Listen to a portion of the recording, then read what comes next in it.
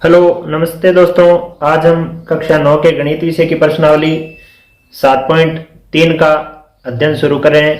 7.3 में सबसे पहला प्रश्न इस प्रकार से हमें दिया गया है कि त्रिभुज ए बी सी, इस प्रकार से कोई त्रिभुज बना हुआ है ए बी सी, और त्रिभुज बी डी बी सी, ये डी बी और सी, ये अंदर एक बड़ा त्रिभुज ए बी सी बना हुआ है, एक डी बी सी बना हुआ है। एक ही आधार, आधार मतलब इस भुजा पे बने हुए हैं, ये आधार इनका समान है BC पर बने दो समद्विबाहु त्रिभुज है। समद्विबाहु त्रिभुज होने का मतलब आधार दोनों का समान है, तो जो भुजाएं बच गई वो एक दूसरे के समान है। यानी इस ABC त्रिभुज का आधार अगर BC है तो जो शेष भुजाएं हैं AB और ये AC वो बराबर होंगी। समद्विबाहु है, आधार अगर BC है, ABC त्रिभुज की बात करते हैं तो AB भुजा और AC भुजा क्या है, दोनों बराबर है, क्योंकि ये त्रिभुज कैसे है, समद्विबाहु त्रिभुज है। और इस DBC का भी क्या है, अगर आधार BC है तो ये जो भुजाएं है ना BD और CD वो दोनों क्या हो जाएंगी, बराबर हो जाएंगी। ऐसे समद्विबाहु दिया गया है तो समद्विबाहु त्रिभुज की परिभाषा हमने पढ़ी भी है। और आगे लिखा है इस प्रकार है कि A और D, ये A बिंदु और जो D बिंदु है वो भुजा BC के एक ही ओर स्थित है, यानी BC भुजा के एक ही ओर है, ऊपर की तरफ है। ये इस आकृति में 7.39 में दिया गया है। ऐसी आकृति अपने प्रश्न में संलग्न की हुई है, उसमें अटैच की हुई है, वहां से हमें देखना है। यदि AD बढ़ाने पर, यानी AD जो रेखा है ना, A से D रेखा बढ़ाने पर BC को, इस BC को, यानी A से D वाली लाइन जो है ये लाइन, इसको बढ़ाने पर इस BC पर बिंदु P पर आके प्रतिच्छेदित करती है, यानी जहां पे प्रतिच्छेदित करी है वहां पे बिंदु क्या है, P, ऐसा चित्र में भी दिया गया है। तो दर्शाइए, यहां पे हमें 4 बिंदुगत प्रश्न पूछे गए हैं। क्या क्या हमें दर्शाना है, एक तो ABD, A B और D इस त्रिभुज को सर्वांगसम बताना है ACD के, यानी इस वाले त्रिभुज को, ऐसा जो त्रिभुज है इसको इस त्रिभुज के सर्वांगसम बताना है। दूसरा हमें दर्शाना है कि ABP ये जो समकोण सा हमें नजर आ रहा है वो ACP के बराबर दिखाना है, सर्वांगसम दिखाना है। फिर AP कोण, AP जो रेखा है वो कोण A और D दोनों को समद्विभाजित करती है, वो बात बतानी है। और AP जो लाइन है वो रेखाखंड BC को लंब समद्विभाजित करती है, यानी इसको आधा आधा भी करती है और यहाँ पे लंब भी बनाती है। ये 4 नंबर पे हमें बात बतानी है। तो ये प्रश्नावली अगर हम पढ़ रहे हैं तो इस प्रश्नावली से संबंधित हमें कुछ प्रमेयों की जरूरत होगी, कुछ थ्योरम्स की जरूरत होगी, वो थ्योरम हमें पता होनी जरूरी है। अब देखिए, सबसे पहली हमारी जो थ्योरम है वो इस प्रकार से है कि यहां से पहले हम 3 प्रमेय पढ़ चुके हैं, एक एक्सियम पढ़ चुके हैं, एक्सियम मतलब अभिग्रहित पढ़ चुके हैं। अब हम अगली अगर प्रमेयों की बात करें तो इस प्रश्नावली में ये प्रमेय विशेष तौर पे काम आएगी 7.4 और 7.5। 7.4 प्रश्न ये प्रमेय क्या है, थ्योरम क्या है, SSS सर्वांग क्षमता से संबंधित है। SSS मतलब साइड साइड साइड सर्वांग क्षमता नियम। यदि एक त्रिभुज की तीनों भुजाएं एक अन्य त्रिभुज की तीनों भुजाओं के बराबर हो तो वे दोनों त्रिभुज सर्वांगसम होते हैं। अगर ऐसी स्थिति हो जाती है, 2 त्रिभुज दिए होते हैं, पहले वाले त्रिभुज की तीनों भुजाएं अगर अगले त्रिभुज की तीनों भुजाओं के बराबर हो जाती है तो वो दोनों त्रिभुज क्या होंगे, सर्वांगसम होंगे। और उसमें नियम हम कौन सा लगाएंगे, SSS सर्वांग क्षमता नियम हम लगाएंगे। अब ध्यान दीजिए, एक है प्रमेय 7.5, इसमें क्या दिया गया है कि RHS सर्वांग क्षमता नियम होता है। यदि 2 समकोण त्रिभुज हो, हमारे पास क्या हो, 2 समकोण त्रिभुज। समकोण त्रिभुज का आपको पता है, ऐसा त्रिभुज जिसमें एक कोण 90 डिग्री का वो समकोण त्रिभुज होता है। समकोण त्रिभुज में एक त्रिभुज का कर्ण और भुजा क्रमशः दूसरे त्रिभुज के कर्ण और भुजा के बराबर हो तो दोनों त्रिभुज सर्वांगसम होते हैं। और वहां पे नियम क्या लगता है, RHS सर्वांग क्षमता नियम यहां पे लगाया जाता है। अब यहां देखिए, जो RHS आया है उसका मीनिंग यहां पे क्या बन रहा है, आर का मतलब राइट एंगल यानी समकोण, एक तो समकोण पहले त्रिभुज का समकोण दूसरे के समकोण हो जाएगा। एच मतलब हाइपोटेन्यूज यानी हाइपोटेन्यूज मतलब कर्ण, यानी एक तो पहले त्रिभुज का जो, जैसे मान लीजिए ये अगर हमारे पास कोई समकोण त्रिभुज है और दूसरा समकोण त्रिभुज इस प्रकार से है, ये ए बी सी है, ये पी क्यू आर है। तो इसमें देखिए एक राइट एंगल यानी यहां पे जो बी राइट एंगल है, यहां पे P right Q right angle है, मतलब समकोण है। हाइपोटेन्यूज मतलब कर्ण के सामने वाली भुजा ए बी ऐसी भुजा है वो पी आर भुजा के बराबर हो जाए। और एक हो गई साइड, एक जो साइड बच गई, चाहे ए बी पी क्यू के बराबर बता दो, चाहे बी सी क्यू आर के बराबर बता दो, इनमें से कोई भी एक साइड अगर बराबर हो जाए, एक समकोण तो बराबर हो जाए, होता ही है दोनों समकोण है तो एक समकोण समकोण के बराबर हो जाए, समकोण के सामने वाली भुजा हाइपोटेन्यूज बराबर हो जाए और एक अन्य भुजा और बराबर हो जाए, तो वहां पे हम सर्वांग क्षमता नियम कौन सा लगाते हैं, RHS सर्वांग क्षमता नियम लगाते हैं और उन दोनों त्रिभुजों को हम क्या कर देते हैं, सर्वांगक्षम सिद्ध कर देते हैं। ये बातें हमें इस प्रश्नावली में बार बार काम आएगी, तो इनका हम नोटेड अपनी कॉपी में करके रखेंगे और जहां पे इनकी जरूरत पड़ेगी उनको हम एक बार देख के इनका रिवाइजन कर लेंगे। अब देखिए यहां पे हमें जो पहला प्रश्न दिया गया है, इसमें इस प्रमेयों में से हमें कौन सी प्रमेय काम में लेनी पड़ेगी और किस प्रकार से इसको हल करना होगा, इसके लिए हम इसको प्रश्न को सॉल्व करते हैं, स्टार्ट करते हैं कि ये किस प्रकार से हल होने वाला है। यहां पे पहला बिंदुगत जो प्रश्न पूछा गया है वो ए बी डी और ए सी डी से संबंधित पूछा गया है। तो हम त्रिभुज ए बी डी और त्रिभुज ए सी डी ले लेते हैं, ए सी डी। यहां ध्यान दीजिए ए बी डी और ए सी डी त्रिभुज हमें कहां नजर आ रहा है, ये रहा ए बी डी, ऐसे बना हुआ है, ये यहां पे ए शीर्ष है, यहां बी शीर्ष है, यहां डी शीर्ष है और ए सी डी और बनाना है, ए सी डी देखिए इस प्रकार से त्रिभुज बना हुआ है। क्या अपनी इस आकृति से हम इसको अलग कर रहे हैं, ए सी और डी। यहां देखिए हमने देखा कि इस ये जो ए लाइन है वो इसकी ए लाइन के बराबर है, क्योंकि समद्विबाहु त्रिभुज थे ना, समद्विबाहु त्रिभुज थे, तो ये लाइन इस लाइन के बराबर थी। ये दोनों भुजाओं को हमने बराबर माना था, एडी के बराबर सीडी माना था, और यहाँ पे जो एडी लाइन आई है ना वो इसी त्रिभुज में एडी लाइन भी आई है। तो देखिए हम क्या क्या कर सकते हैं, यहाँ पे इन दोनों त्रिभुजों में अगर हम ए बी रेखा लेते हैं, इस त्रिभुज की ए बी लाइन है वो इस त्रिभुज की ए सी लाइन के बराबर दी हुई है, ए सी।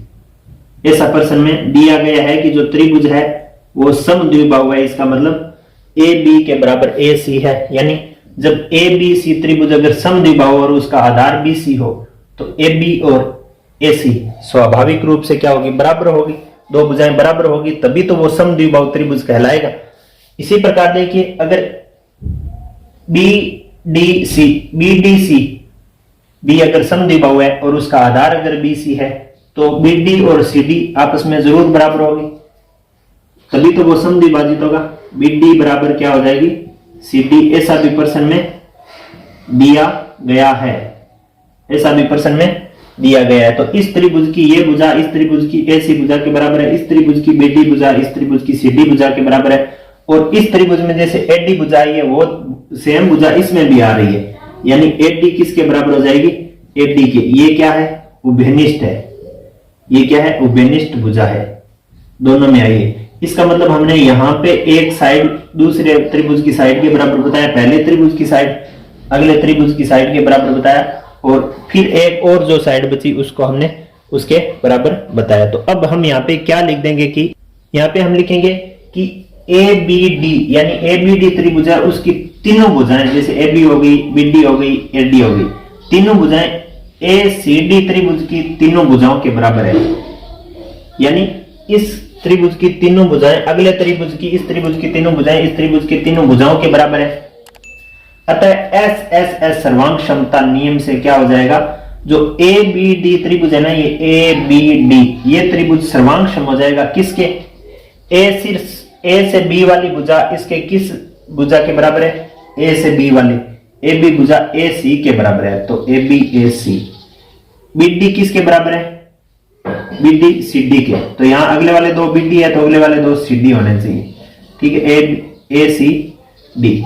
अब देखिए ए से डी लास्ट वाले ए से डी के बराबर है, ए डी के बराबर है, अतः ये सर्वांग क्षमता नियम से ये संगत भागों को लिखना जरूरी होता है। ऐसे हम अब ए सी डी को ए डी सी नहीं लिख सकते, क्योंकि ए बी डी के संगत भाग जैसे ए बी के बराबर कौन सी है ए सी, बी डी के बराबर कौन सी है सी डी, तो ऐसे हमें इनको सीपीसीटी नियम जो सर्वांग भाग होते हैं उनको लिखना होता है। अब यहाँ पे ऐसे लिख दिया, तो अब ये जो प्रश्न का जो हमें पूछा गया था ये इस प्रश्न का क्या हो जाएगा, उत्तर हो जाएगा, ये प्रश्न का क्या है, उत्तर। अब हम बात कर लेते हैं अगले जो बिंदुगत प्रश्न दूसरे की। दूसरा बिंदुगत प्रश्न क्या पूछा गया है कि ए बी पी त्रिभुज ए बी पी और ए बी पी कौन सा है, ए बी और पी ये त्रिभुज, और ए सी पी में इन दोनों त्रिभुजों में देखिए क्या क्या है। हम वो बात लिख लेते हैं जो हमें सबसे पहले से ही हमें पता है। यहां अब ध्यान दीजिए कि ए बी पी त्रिभुज को ही देखना है, हमें सिर्फ ए बी पी त्रिभुज को देखना है, बीच वाली कुछ नहीं देखनी। इस तरफ ए सी पी त्रिभुज को ही देखना है। यहां देखिए आपको नजर आ रहा होगा कि ए बी भुजा है ना, इसकी इस त्रिभुज की ए बी भुजा वो इस त्रिभुज के ये ए सी पी त्रिभुज की ए सी भुजा के बराबर है। और है कैसे ये ऐसा प्रश्न में दिया गया है कि समद्विबाहु त्रिभुज है जिनका आधार बीसी है, एबीसी समद्विबाहु त्रिभुज है जिनका आधार बीसी है, तो जो शेष भुजाएं हैं वो दोनों बराबर होंगी, ऐसा हमें दिया गया है। और एक बात यहां पे आपको ऐसे लिखनी है कि हमने अभी अभी क्या सिद्ध किया कि जो अभी हमने यहां किया कि ए बी डी त्रिभुज ए बी डी किसके सर्वांग बताया था हमने, ए सी डी के, ये दोनों सर्वांग है। अतः इनका जो सीपीसीटी कोण होगा ना, सीपीसीटी नियम से जो ए कोण है इधर वाला जो कोण, ये वाला कोण, ये इस त्रिभुज के इस कोण के बराबर होगा। अगर इस त्रिभुज में ए बी डी और ए सी डी अगर सर्वांग है तो इनका जो ए कोण है, कौन सा कोण, बी ए डी, इसको हम 1 नंबर कोण दे देते हैं, इसको हम 2 नंबर कोण दे देते हैं। कोण नंबर जो बी ए डी है वो 1 नंबर कोण जो है वो त्रिभुज का जो सी ए डी यानी बी ए डी कोण सी ए डी के बराबर होगा, उसको हमने 2 नंबर मान लिया है। 1 नंबर और 2 नंबर कोण दोनों बराबर होंगे। बी ए डी बराबर क्या हो जाएगा, कोण C A D. B A D बराबर क्या हो जाएगा, कोण सी ए डी। अब यहां पे अगर 1 नंबर और 2 नंबर न दें तो भी अगर बी ए डी सीधा लिखें, बी ए डी बराबर किसके हो जाएगा, सी ए डी के बराबर हो जाएगा। बी ए डी किसके बराबर है, सी ए डी के बराबर है। क्यों है, क्योंकि ये दोनों त्रिभुज सर्वांग है। अतः इस त्रिभुज में ए बी पी त्रिभुज में जो कोण हो जाएगा बी पी ए, कोण बी पी ए वो इस त्रिभुज के सी पी ए के बराबर हो जाएगा, कोण सी पी ए के बराबर हो जाएगा। इसका मतलब हमने एक एंगल की बात कर ली, यहां पे एक हमने साइड के बराबर साइड बता दी थी, यहां पे हमने एंगल के बराबर एंगल बता दिया। अब देखिए इस त्रिभुज में जैसे अपना ये त्रिभुज है ए पी बी और इस तरफ बन रहा है अपना ए सी पी। हमने यहां पे ए बी के बराबर इसकी ए सी बता दी, ए बी के बराबर ए सी बता दी। इसका जो बी पी ए नहीं, बी पी ए कोण नहीं होगा, इसका हम कौन सा कोण लेंगे, बी ए पी कोण। इसका बी ए पी कोण जो है वो इस त्रिभुज का सी ए पी कोण के बराबर होगा, कोण सी ए पी के बराबर होगा। कोण बी ए पी किसके बराबर होगा, कोण सी ए पी के बराबर होगा। अब बी ए पी और सी ए पी अगर बराबर है तो हमने एक एक भुजा बराबर बता दी, फिर इसके पास वाले कोण बता दिए, फिर हम अगर इसकी एपी भुजा इसकी एपी भुजा के बराबर बता देते हैं, एपी बराबर एपी, किस आधार पे बता रहे हैं कि ये उभयनिष्ठ है, ये भुजा क्या है, दोनों में एक ही भुजा दोनों त्रिभुजों में काम आ रही है, मतलब एक साइड और बता दी। अब हम यहां पे लिखेंगे कि एबीपी त्रिभुज की दो भुजाएं तथा उसके अंतर्गत कोण एसीपी त्रिभुज की दो भुजाएं और उसके अंतर्गत कोण के बराबर है। अतः ऐसे सर्वांग समता नियम से ये दोनों त्रिभुज सर्वांग सम होंगे।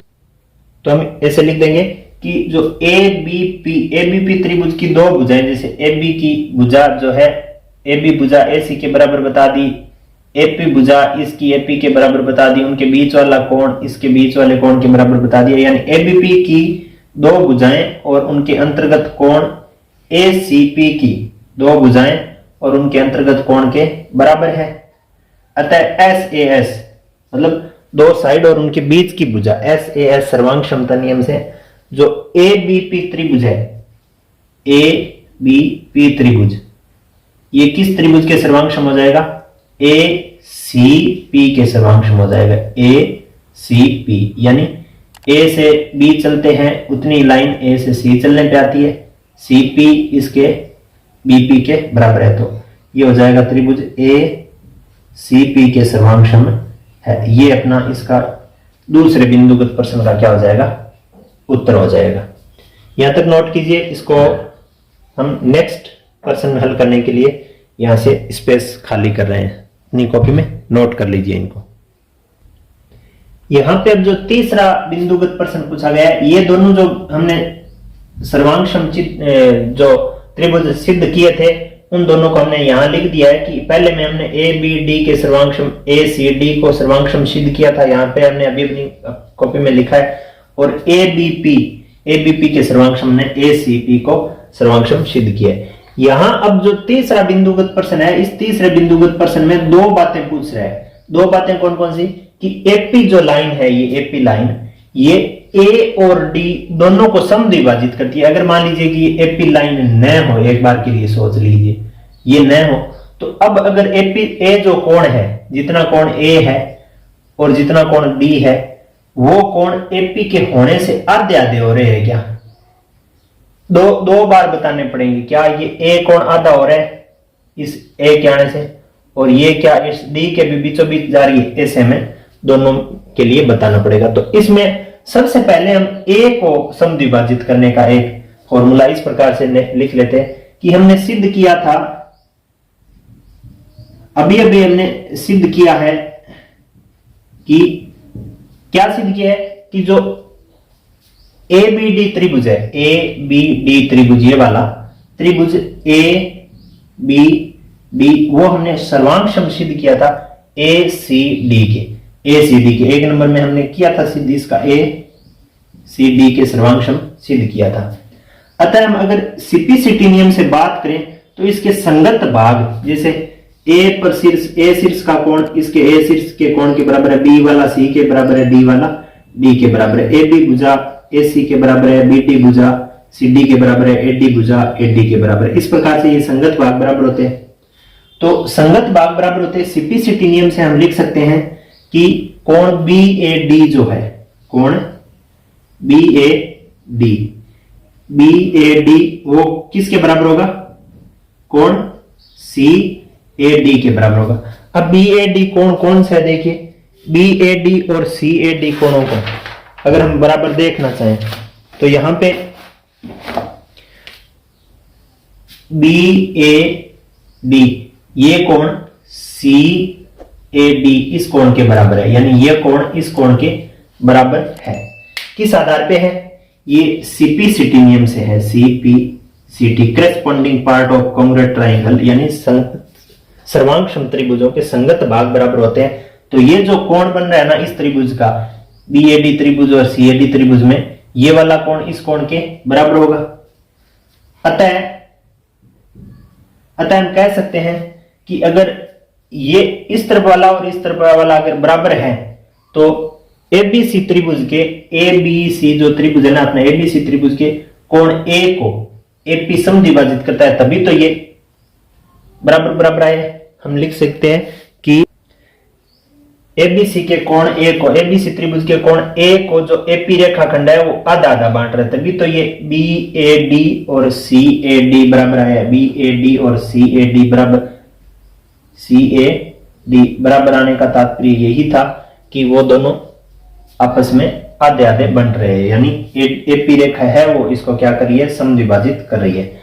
अब हमें इस डी लाइन को ऐसा भी बताना है कि क्या ये डी से ये जो लाइन आ रही है ये डी को भी समद्विभाजित कर रही है। इसके लिए हमें क्या करना होगा, इसके लिए हमें इन दोनों त्रिभुजों को सर्वांगसम साबित करना होगा। सर्वांगसम सिद्ध करने के बाद हम लिख देंगे कि इसके संगत भाग ये वाला कोण इस त्रिभुज के संगत भाग ये वाले कोण के बराबर है। तो इसका तात्पर्य ये हुआ कि जो डी जो कोण है पूरा कोण, इस कोण को ये समान समान भागों में बंट रहा है, इसका मतलब ये दोनों त्रिभुज ये दोनों जो कोण बराबर है, इसका मतलब एपी कोण डी को समद्विभाजित करती है।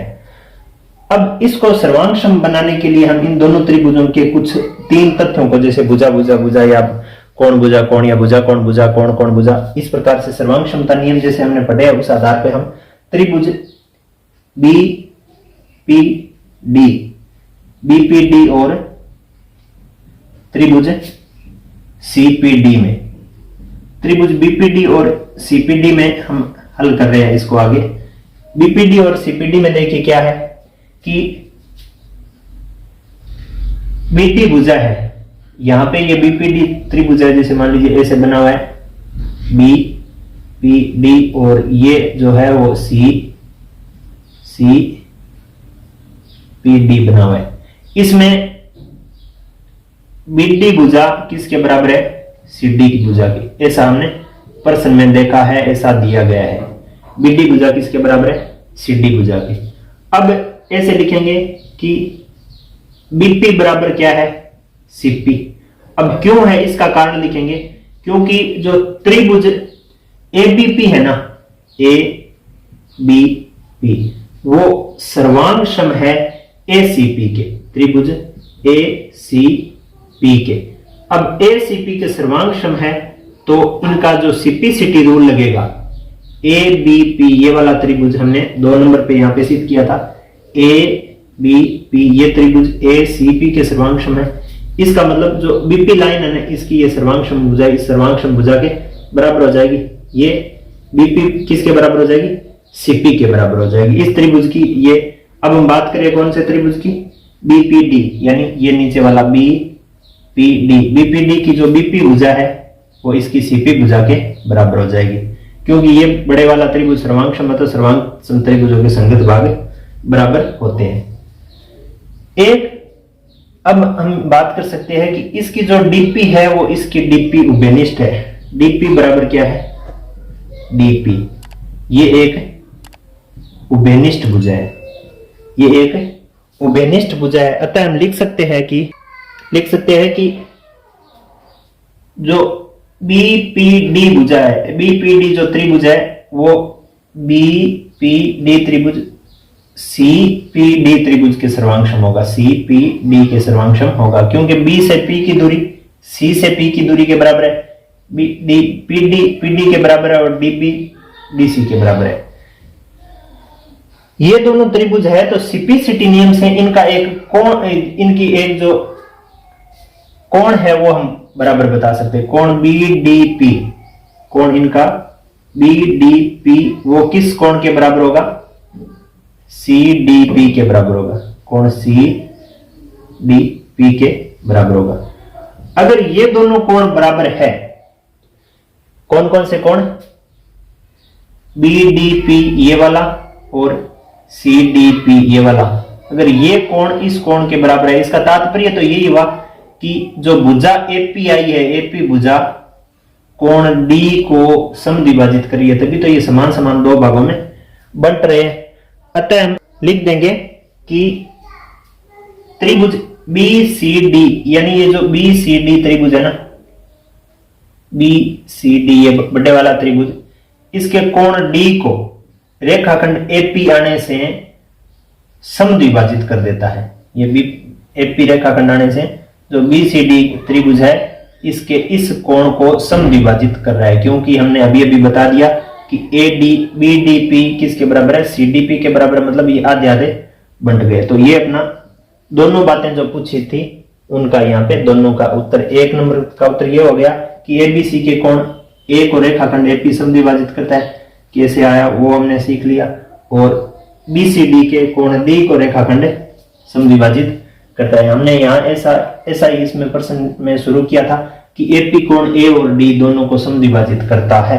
तो हाँ, यहाँ पे हमने सिद्ध कर दिया कि यहाँ पे ए को समद्विभाजित करता बता दिया, यहाँ पे डी को समद्विभाजित करता बता दिया। यहां तक अपनी नोट कॉपी में उतार लीजिए। नेक्स्ट चलेंगे इसके बिंदुगत प्रश्न 4 की तरफ। 4 नंबर बिंदुगत प्रश्न है कि एपी रेखाखंड बीसी का लंब समद्विभाजित है, यानी एपी जो लाइन है ये बीसी का एक तो लंब है क्या, एक समद्विभाजक है क्या, बराबर है क्या।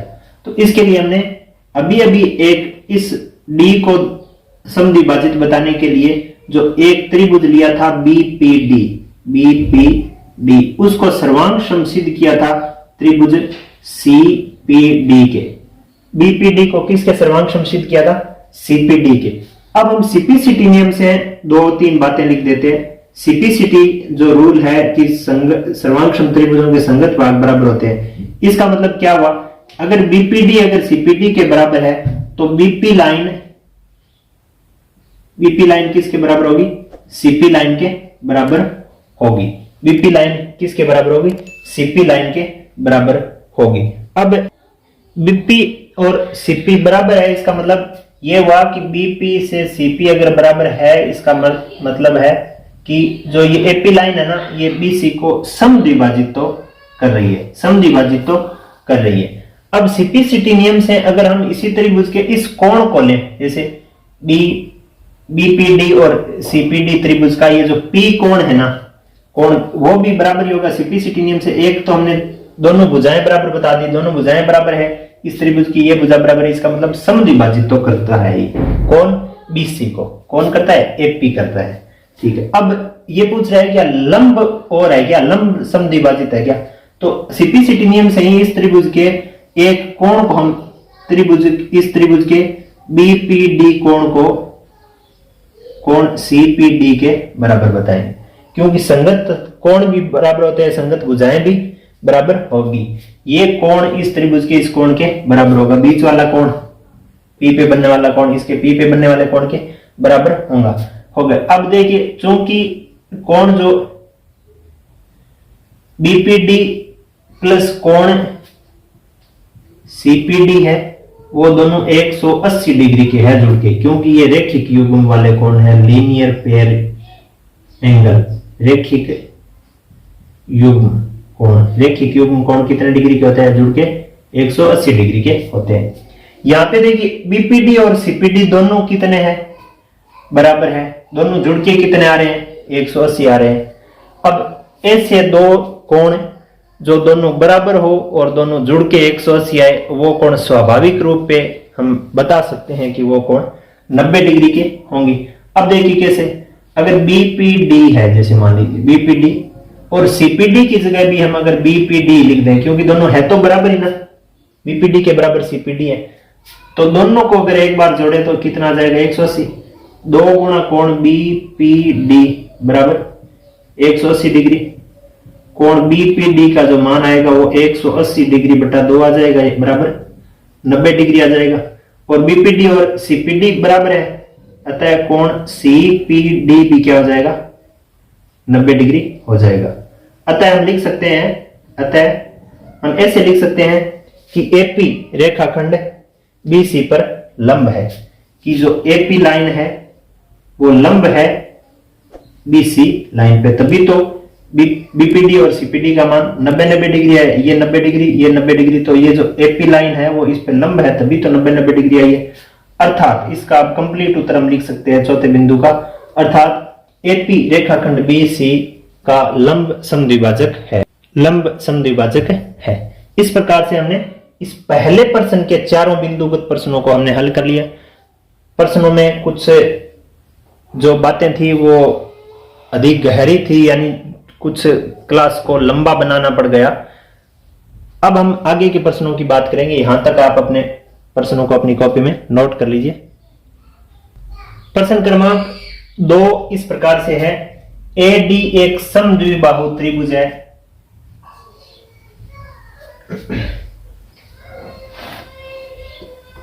AD एक समद्विबाहु त्रिभुज ABC का एक शीर्ष लंब है, यानी AD जो लाइन है, सामने चित्र बना लिया जिसमें AD क्या है, एक शीर्ष लंब है। किसका? AD एक समद्विबाहु त्रिभुज का। कौन से त्रिभुज का? ABC का, जिसमें क्या है, AB के बराबर क्या है, AC है। AB और AC क्या है, बराबर है।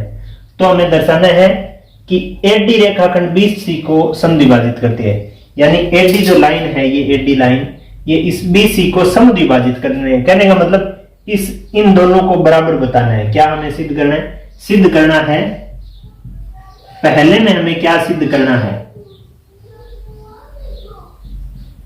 सिद्ध करना है कि BD बराबर CD सिद्ध करना है। BD बराबर CD सिद्ध करना है। अब देखिए, जो जो चीजें दी हुई है उस हिसाब से हम इसका हल करते हैं। हम दो त्रिभुज ले लेते हैं, त्रिभुज ABD और त्रिभुज ACD में, ABD और ACD में। यहां देखिए, ये ABD त्रिभुज इस प्रकार से बनाया हुआ अपना, और ACD त्रिभुज इस प्रकार से बनाया हुआ है। अब क्या करना है, इन दोनों त्रिभुजों में क्या क्या चीजें आई है। ABD में जो ADB कोण है, कोण ADB, वो इस त्रिभुज के ADC कोण के बराबर है। ADC कोण के बराबर है, क्योंकि ये लंब कोण है, क्योंकि ये लंब है। लंब किस पे है? लंब AD है BC पर। तो ये दोनों कोण 90-90 डिग्री के होंगे। ये जो दोनों कोण है वो 90-90 डिग्री के होंगे। तो इस त्रिभुज में ABD और ACD में हमने एक कोण को बराबर बता दिया, एक कोण को बराबर बता दिया, और वो कोण कैसा कोण है? 90 डिग्री का कोण है, यानी एक राइट एंगल को बराबर बता दिया। और यहां पे हमने बराबर बता दिया। अब इस त्रिभुज के इस सामने वाली भुजा AB और इस त्रिभुज के सामने, इस कोण की सामने वाली भुजा AC, AB किसके बराबर है? इस त्रिभुज की AB लाइन इस त्रिभुज की AC लाइन के बराबर है, और ये AB लाइन इसके लिए कर्ण है, ये AC लाइन इसके लिए कर्ण है। इसका मतलब हमने एक कर्ण नाम की भुजा को भी बराबर बता दिया, ये H बता दिया, हाइपोटेन्यूज बता दिया।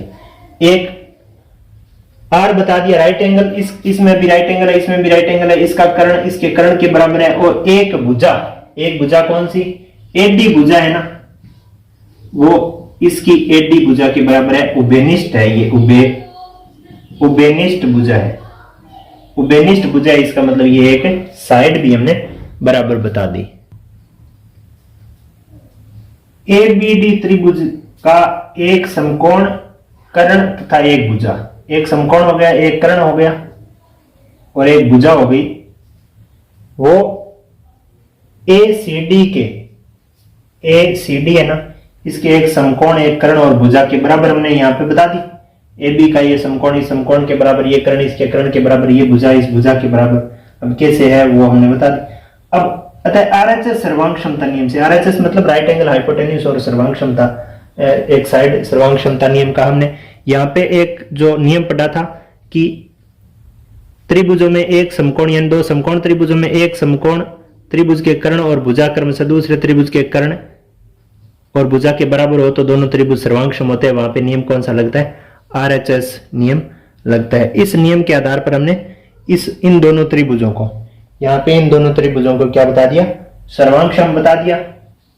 अब ये सर्वांगक्षम हुए, कौन कौन से सर्वांगक्षम त्रिभुज है? त्रिभुज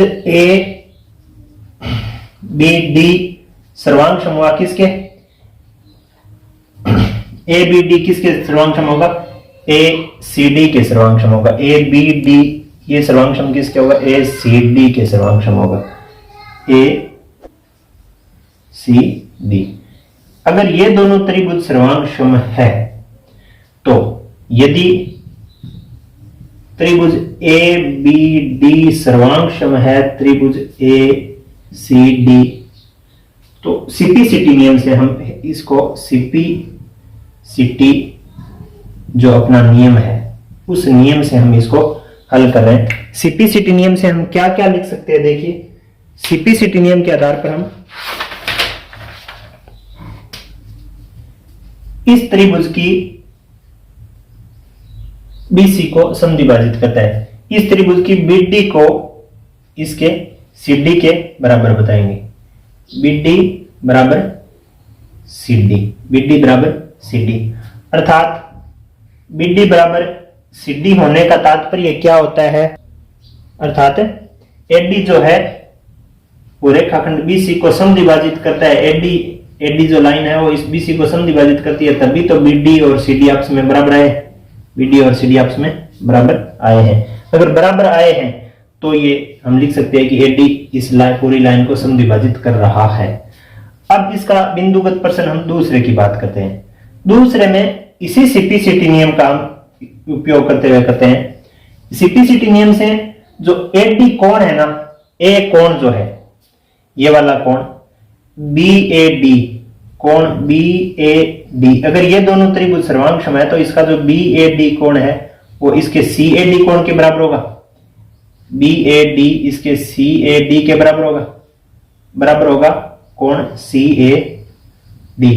अब देखो बी ए डी अगर सी ए डी के बराबर हुआ तो इसका मतलब ये हुआ ये जो पूरा कोण था आधा इधर रहा आधा इधर रहा, इसका मतलब हम लिख सकते हैं कि जो एडी रेखा है वो इस कोण ए को समद्विभाजित कर रही है, समद्विभाजित करता है। एडी कोण ए को समद्विभाजित करता है, जो एडी लाइन है वो इस कोण ए को समद्विभाजित करता है, तभी तो ये वाला कोण और ये वाला कोण आधा आधा बराबर बराबर बचा है। बी ए डी और सी ए डी बराबर होने का तात्पर्य एडी जो है वो ए कोण को समद्विभाजित करता है, तभी ये बराबर हो सकते हैं। ये हमने दूसरे बिंदुगत प्रश्न का उत्तर इस सर्वांग क्षमता सिद्ध होने के बाद इसकी सीपीसीटी नियम से आसानी से इसको हम बता पाए हैं। अपनी कॉपी में नोट कीजिए इसको या स्क्रीनशॉट ले लीजिए। क्वेश्चन नंबर 3 दिया गया है कि एक त्रिभुज एबीसी की दो भुजाएं एबी और बीसी तथा मध्यिका एएम, एबीसी त्रिभुज की दो भुजा एबी, एक बीसी और एक मध्यिका एएम क्रमशः एक दूसरे त्रिभुज की भुजाएं पी क्यू और क्यू आर तथा मध्यिका क्यू एम, यानी एबी पी क्यू के बराबर है, बीसी क्यू आर के बराबर है, एएम मध्यिका पी एम मध्यिका के बराबर है। देखिए आकृति 7.40 यह आकृति इसमें संलग्न है। अब दर्शाना है कि त्रिभुज ए बी एम है ना, ये ए बी एम त्रिभुज पी क्यू एन के सर्वांग सम दिखाना है। तो इसे सॉल्व करने के लिए हमें सबसे पहले जो त्रिभुज सर्वांग सम सिद्ध करने हैं उन त्रिभुजों को हम यहाँ पे लिख लेते हैं। मान लीजिए कि त्रिभुज अपना ए बी एम और एक त्रिभुज है पी क्यू एन में, ए बी एन और पी क्यू एन में देखिए ए बी के बराबर, इस त्रिभुज के ए बी के बराबर पी क्यू भुजा दी गई है, ए बी बराबर पी क्यू, ऐसा प्रश्न में ही दिया गया है कि भुजाएं क्रमशः बराबर है। इसका मतलब एक साइड की बात हमने यहां पे कर ली। एक ए एम के बराबर इस त्रिभुज का ए एम है ना वो इसके पी एन के बराबर है, मध्यिकाएं बराबर है, तो इस त्रिभुज में ये एक मध्यिका भुजा का काम कर रही है। ऐसा भी ये प्रश्न में दिया गया है कि मध्यिकाएं बराबर है यहाँ पे इस त्रिभुज में और इस त्रिभुज में जो मध्यिकाएं हैं यानी ए पी एम और पी क्यू एन में जो मध्यिकाएं हैं वो एक भुजा का काम कर रही है। अब ऐसा दिया गया है कि बी सी बराबर क्यू आर दिया गया है, बी सी बराबर क्यू आर दिया गया है। इसका मतलब दूसरी साइड की बात कर ली, ए बी सी बराबर क्यू आर दिया गया है।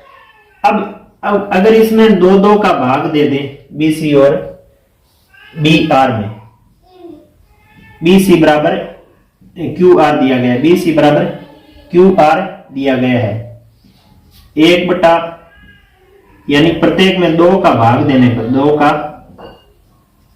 भाग देने पर क्या हो जाएगा, अगर इस BC में 2 का भाग दें और इस QR में 2 का भाग दें तो क्या हो जाएगा, BC का 2 भाग करने से 1 भाग जो मिलता है वो BM के बराबर मिलता है ना, क्योंकि ये मध्यिका है, मध्यिका का तात्पर्य मध्य में आया हुआ है, ये बिंदु इस सिर से इस सम्मुख भुजा के मध्य में आया है, तो BC बटा 2 क्या होता है, BM होता है, BM ये अपने जो ABM त्रिभुज है इसकी एक भुजा है, वो भुजा QR बटा 2 क्या होता है, QN होता है, QN के बराबर होता है। यानी इस त्रिभुज की AB भुजा को हमने इसके PQ के बराबर बता दिया, AM को PN के बराबर बता दिया, BM को QN के बराबर बता दिया, अर्थात हमने तीनों भुजाएं यहां पे बता दी, तीनों भुजाएं हमने यहां पे बराबर बताई है। तो तीनों भुजाएं बराबर है तो हम यहां लिख सकते हैं कि ABM की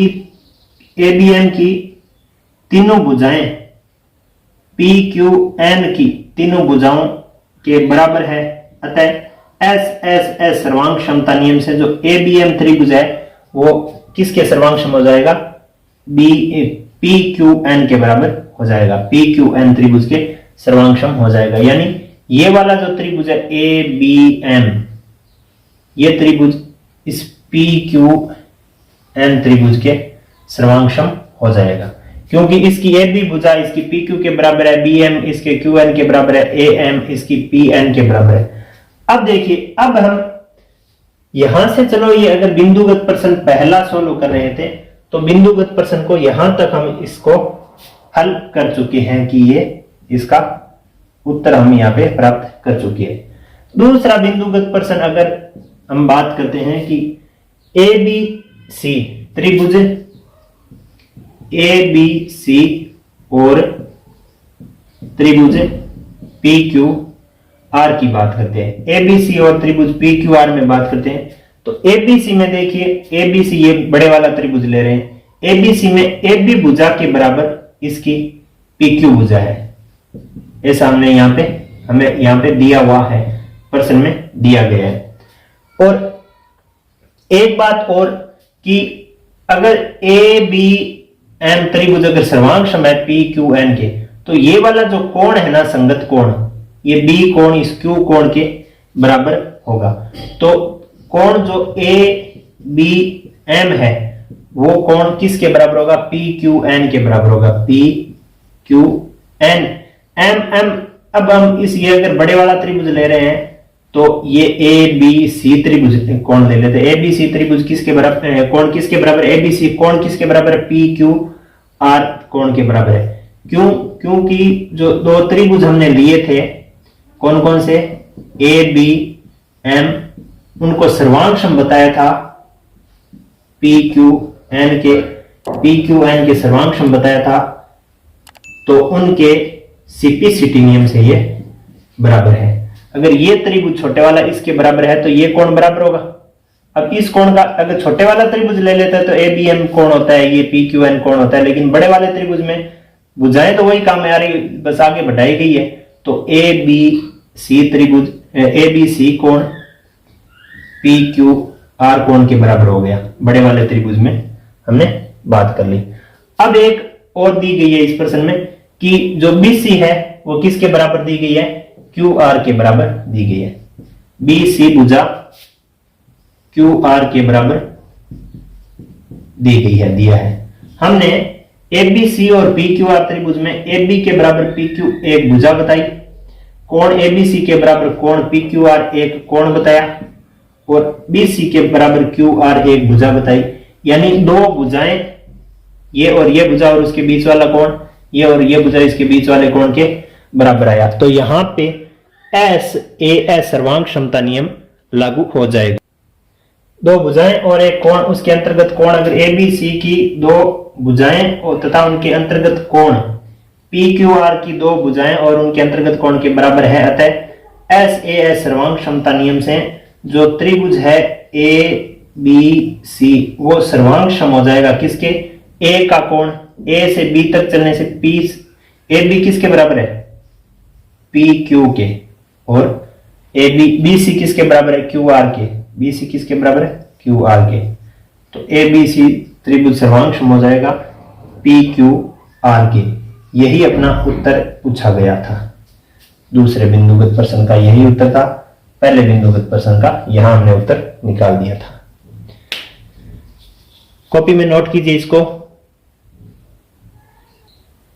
क्वेश्चन नंबर 4 इस प्रकार से दिया गया है कि बी ई और सी एफ एक त्रिभुज ए बी सी के दो बराबर शीर्ष लंब है। यानी ये कोई ए बी सी नाम का त्रिभुज जैसे हमने बना लिया और यहां से बी से इस सम्मुख भुजा पे डाला गया जो लंब है वो बी ई बिंदु पे मिलता है और सी से सी एफ पे जो मिलता है बिंदु सम्मुख भुजा पे, वो शीर्ष लंब दोनों क्या है, बराबर है।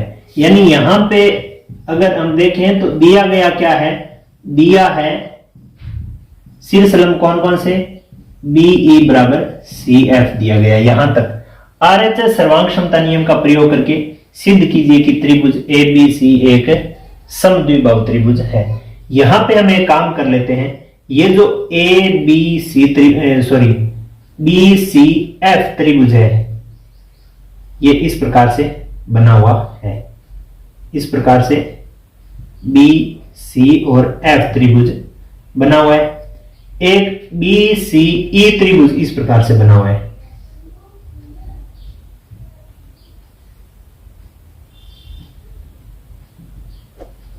बी सी और ई इस प्रकार से बना हुआ है। इन दोनों त्रिभुजों में देखिए यहां पे ये शीर्ष लंब है, यानी इस ए बी लाइन पे ये लंब है तो ये लंब हो गया, ये यहां पे लंब है तो ये यहां पे लंब है। अब क्या करना है, हमें त्रिभुज लेने हैं। त्रिभुज एक तो लेते हैं B C F, B C F तथा त्रिभुज दूसरा ले लेते हैं बी सी ई में। त्रिभुज बी सी एफ और त्रिभुज बी सी ई में क्या है देखिए, सबसे पहले हम बात कर लेते हैं कोण की। इस त्रिभुज में बी एफ सी, कोण बी एफ सी, इसके सी ई बी कोण के बराबर है, सी ई बी कोण के बराबर है। ये समकोण है क्योंकि लंब शीर्ष लंब है, समकोण है मतलब ये राइट एंगल है। और इनके सामने वाली भुजा, समकोण के सामने वाली भुजा बी सी, इसमें भी बी सी भुजा अगर बात करें, इस त्रिभुज की बी सी भुजा इस त्रिभुज की बी सी भुजा के बराबर है। क्यों? क्योंकि ये उभयनिष्ठ भुजाएं है। क्या है ये? उभयनिष्ठ भुजाएं है, लेकिन ये हमारे लिए काम किसका कर रही है? कर्ण का काम कर रही है, हाइपोटेन्यूज का काम कर रही है। समकोण के सामने है तो हाइपोटेन्यूज हो जाएगा। अब यहां पे एक भुजा और बच गई, इसकी जो बी सी भुजा है ना वो इसकी बी ई भुजा के बराबर, बी एफ भुजा सी एफ भुजा है ना इसकी सी एफ, वो इसकी बी ई भुजा के बराबर है, क्योंकि बी ई और सी एफ क्या है? बराबर है। तो यहां पे जो सी एफ, इस त्रिभुज की सी एफ भुजा इस त्रिभुज के बी ई भुजा के बराबर है, यानी एक साइड की बात हमने कर ली। ऐसा हमें प्रश्न में दिया गया है, इसलिए हमें लिखा है कि दोनों शीर्ष लंब क्या है? बराबर है। अब हम क्या लिखेंगे कि तो बी सी एफ, जो अपना बी सी एफ त्रिभुज है, इसका एक समकोण, एक कर्ण और एक भुजा, जो अपना बी सी ई त्रिभुज है ना, बी सी ई त्रिभुज, इसमें एक समकोण, कर्ण तथा भुजा के बराबर है। अतः यहाँ पे आरएचएस सर्वांग क्षमता लग जाएगी, क्योंकि आरएचएस सर्वांग क्षमता को हमने पढ़ा था कि किसी दो त्रिभुज में, जैसे हमने यहाँ पे पढ़ा था कि यदि दो समकोण त्रिभुज में एक त्रिभुज का कर्ण भुजा क्रम से दूसरे त्रिभुज के कर्ण और भुजा के बराबर हो तो दोनों त्रिभुज सर्वांगक्षम होते हैं। यहाँ पे दोनों समकोण तो होंगे ही होंगे, तो हमने यहाँ पे ऐसे भी लिख दिया कि एक समकोण, कर्ण और भुजा अगर बराबर है तो वो आरएचएस सर्वांग क्षमता से, आरएचएस सर्वांग क्षमता से देखिए बी सी एफ है ना, बी सी एफ, ये किस त्रिभुज के सर्वांगक्षम होगा? कि अब देखो बी से सी वाली दूरी इसमें कहां से कहां तक है, बी से सी की तरफ है, या सी से बी की तरफ लेंगे, सी से बी की तरफ, सी बी। अब कैसे, जैसे मान लो अगर बी सी ले लेते तो अब बी से ई दूरी जो है इसकी सी से एफ दूरी के बराबर है, सी एफ दूरी बी से ई दूरी के बराबर है।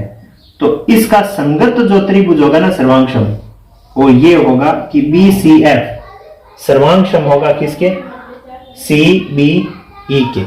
बी सी एफ सर्वांगसम है सी बी ई के।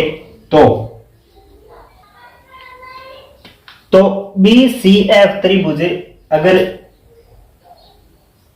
ये बी सी बी ई के बराबर है तो इधर वाला जो कोण है ना एफ बी सी, कोण एफ बी सी, ये इसके ई सी बी के बराबर होगा, ई सी बी के बराबर होगा। ये दोनों कोण आपस में बराबर है। इस कोण के बराबर इसका कौन सा कोण है, ये वाला कोण है, यानी बी वाला कोण किसके बराबर है, सी वाले कोण के बराबर है। अतः हम एक प्रमेय पढ़ के आए हैं कि समान कोणों की सम्मुख भुजाएं क्या होती है, बराबर होती है। समान कोणों की सम्मुख भुजाएं बराबर होती है। समान कोणों की सम्मुख भुजा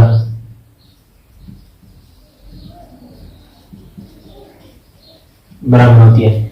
इसका मतलब यदि अगर एफ बी सी कोण, ये कोण इस त्रिभुज एबीसी कोण में बात कर रहे हैं, एबीसी कोण में अगर एफ बी सी कोण ई सी बी कोण के बराबर हो, ई सी बी के बराबर हो, अगर ये दोनों कोण बराबर है तो इनकी सम्मुख भुजाएं भी बराबर होगी।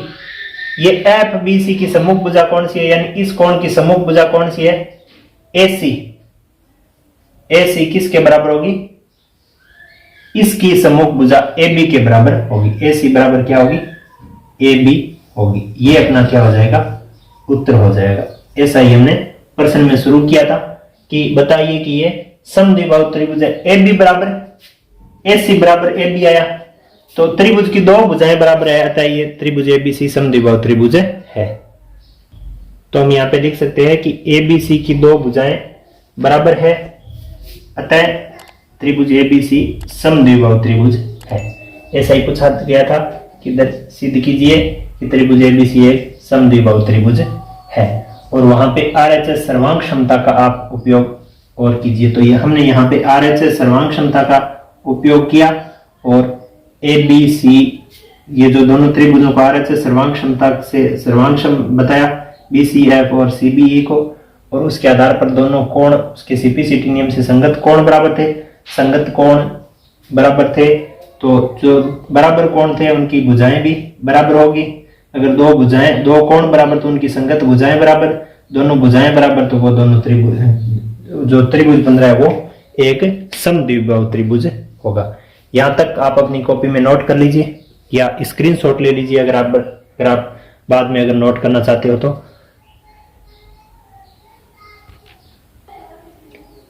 अपना नेक्स्ट क्वेश्चन 5वां जो है वो इस प्रकार से है कि ABC एक समद्विबाहु त्रिभुज है जिसमें AB बराबर AC है। ABC ये त्रिभुज बना लिया हमने, AB को AC के बराबर बताया गया है। AP BC पर लंब है, ये ऐसा लिखा गया है कि A से P तक जो लाइन आई है वो इस पर लंब है, ये AP क्या है, लंब है।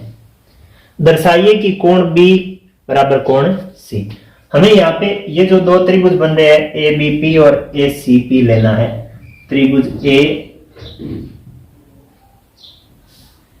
ABP और त्रिभुज ACP में, ABP और ACP में जो एक कोण है AP, ये वाले त्रिभुज में APB, वो इस त्रिभुज के कोण APC के बराबर है, APC के बराबर है। और ये समकोण और है, समकोण क्यों है, क्योंकि ये लंब थी BC पर, इसलिए ये समकोण है। तो हमने यहाँ पे इन दोनों त्रिभुजों का एक राइट एंगल बराबर बता दिया, इसका एक समकोण इसके एक समकोण के बराबर बता दिया। फिर इस त्रिभुज के समकोण के सामने AB भुजा है और वो AB भुजा इस त्रिभुज के समकोण के सामने वाली AC भुजा के बराबर दी हुई है। ऐसा हमें प्रश्न में दिया गया है कि AB बराबर AC है। इसका मतलब हमने एक हाइपोटेन्यूज की ओर बात कर ली इन दोनों त्रिभुजों में। कौन कौन से में? ABP और ACP में। और एक अन्य भुजा मान लीजिए इस त्रिभुज में ABP और ACP में AP भुजा है ना, AP, वो AP के बराबर है क्योंकि ये उभयनिष्ठ भुजा है, क्योंकि ये उभयनिष्ठ भुजा है। तो एक हमने साइड की बात कर ली। अब हम यहाँ पे RHS सर्वांग क्षमता नियम लगा सकते हैं। कैसे? देखिए, हम लिखेंगे तो हम यहां पे लिख सकते हैं कि ABP के एक समकोण कर्ण तथा एक भुजा ACP के एक समकोण कर्ण तथा भुजा के बराबर है। अतः RHS सर्वांग क्षमता नियम से जो अपना पहला त्रिभुज है ABP वो किसके सर्वांग हो जाएगा? ABP वो ACP के बराबर सर्वांक्षम हो जाएगा, ACP के सर्वांक्षम हो जाएगा। अब देखिए, जब ABP सर्वांक्षम होता है ACP के, तो उसके संगत भाग भी बराबर होंगे। तो CPCT नियम से हम लिख सकते हैं, यानी corresponding part of congruent triangle, मतलब संगत भाग बराबर होते हैं सर्वांक्षम त्रिभुजों के। उस नियम से हम लिख सकते हैं कि इसका जो कोण B है वो इसके कोण C के बराबर होगा। कोण B किसके बराबर होगा? कोण C के बराबर होगा। यही हमें प्रश्न में इसी प्रकार की बात पूछी गई है कि दर्शाइए कि कोण B बराबर क्या है? कोण C है। तो ये अपना हो गया उत्तर। अपनी नोट कॉपी में नोट कर लीजिए। इन प्रश्नों को करने के बाद हम अपनी नेक्स्ट एक्सरसाइज को शुरू करेंगे। उम्मीद करते हैं कि ये बातें आपको जरूर समझ में आ रही होगी। आपके लिए अगर ये उपयोगी लग रही है तो क्लास को लाइक, शेयर और सब्सक्राइब कर दीजिए चैनल को। आपका बहुत बहुत धन्यवाद। Thanks for watching.